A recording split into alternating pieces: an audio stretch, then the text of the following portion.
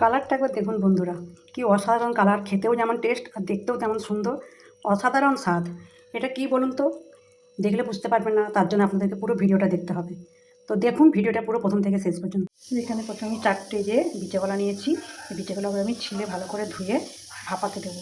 আর তার সঙ্গে একটা আমি এই যে রাঙা আলু নিয়েছি, রাঙা আলুটাকে আমি ছিলে ধুয়ে নেবো। এই যে কলাগুলো আমি একটু ভাপিয়ে নিয়েছি এরকমভাবে 2 পিস করে। তো এই দানাগুলোকে এভাবে একটা একটা করে আমি ছাড়িয়ে নেবো। যে বিচে কলার দানাগুলো আমি সব ছাড়িয়ে নিয়েছি, আর এদিকে রাঙা আলুটা সিদ্ধ করে নিয়েছি। আর এদিকে আমি মিক্সিং জারে একটু চিংড়ি মাছ নিয়েছি, নুন হলুদে জাল করে নিয়েছি আগে। তারপরে এর মধ্যে আমি দিয়ে দেবো 2টো মিডিয়াম সাইজের পেঁয়াজ, আমি একসঙ্গে এগুলোকে মিক্সিতে আমি বেটে নেব।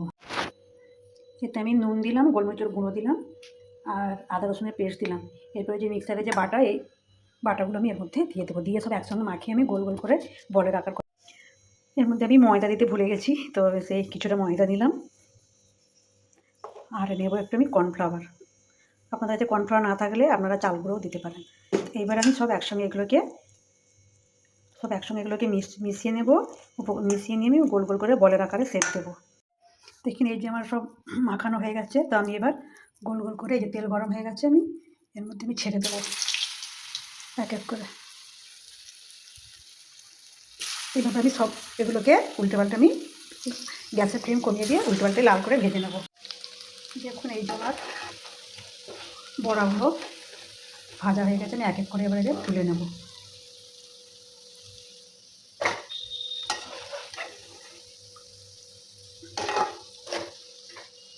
সবগুলোকে দেখুন এই যে আমার সবগুলো এক এক করে আমার ভাজা হয়ে গেছে, আমি এবার তুলে নিয়ে এইভাবে আপনারাও বাড়িতে ট্রাই করে খাবেন, খেতে অসাধারণ লাগে।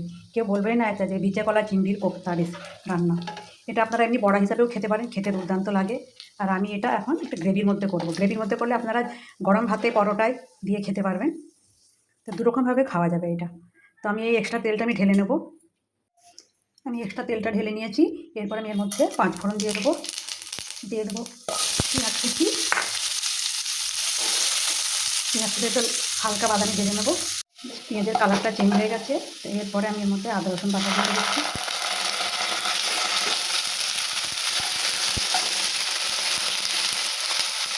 এখানে জিরে, ধনে, লঙ্কা গুঁড়ো, কাশ্মীরি লঙ্কা, হলুদ সব একসঙ্গে দিয়ে দেবো। দিয়ে মশলাটাকে আমি কষিয়ে নেবো। একটু পানি দিয়ে দেবো যাতে না কড়াই বসে যায়।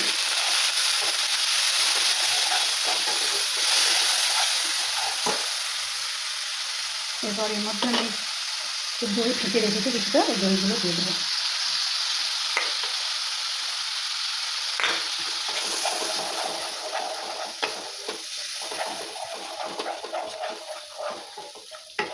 তো বন্ধুরা, আমার এই রান্না যদি আপনাদের এরকমভাবে ভালো লাগে, অবশ্যই আমার পেজটাকে ফলো করবেন, তাহলে সম্পূর্ণ প্রত্যেকটা নতুন নতুন ভিডিও আপনাদের সামনে এসে যাবে। এরকমভাবে নতুন ভিডিও দেখার জন্য আমার পেজটাকে ফলো করবেন, পাশে থাকবেন।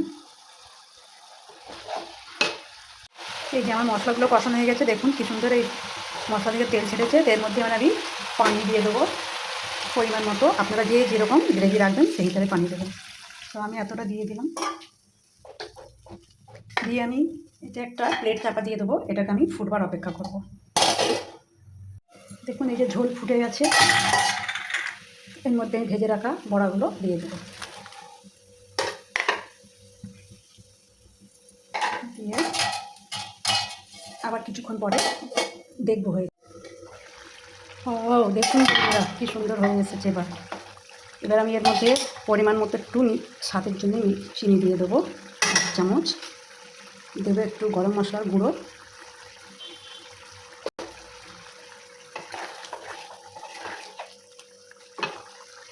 দেবো একটু কাসুরি মেথি, আর দেব আমার বাগানে গাছের ধনেপাতা। আপনারা সবাই জানেন ধনেপাতার চাষ আছে, তো বাগানের ধনেপাতা দেবো। আর সবশেষে দেবো 1 চামচ ঘি। তো আপনারা থাকলে দেবেন হাতের কাছে, না থাকলে দিতে হবে না, দিলে খুব স্বাদটা ভালো লাগে। এবার আমি একদম এই ঢাকনা দিয়ে দিলাম একবারে খাবার সময়। এই দেখুন বন্ধু, রান্না আমার কমপ্লিট। এবার আমি সার্ভ করছি। দেখুন, ওয়াও, কালারটা খালি একবার দেখুন, জাস্ট অসাধারণ কালার, খেতেও মারাত্মক স্বাদের।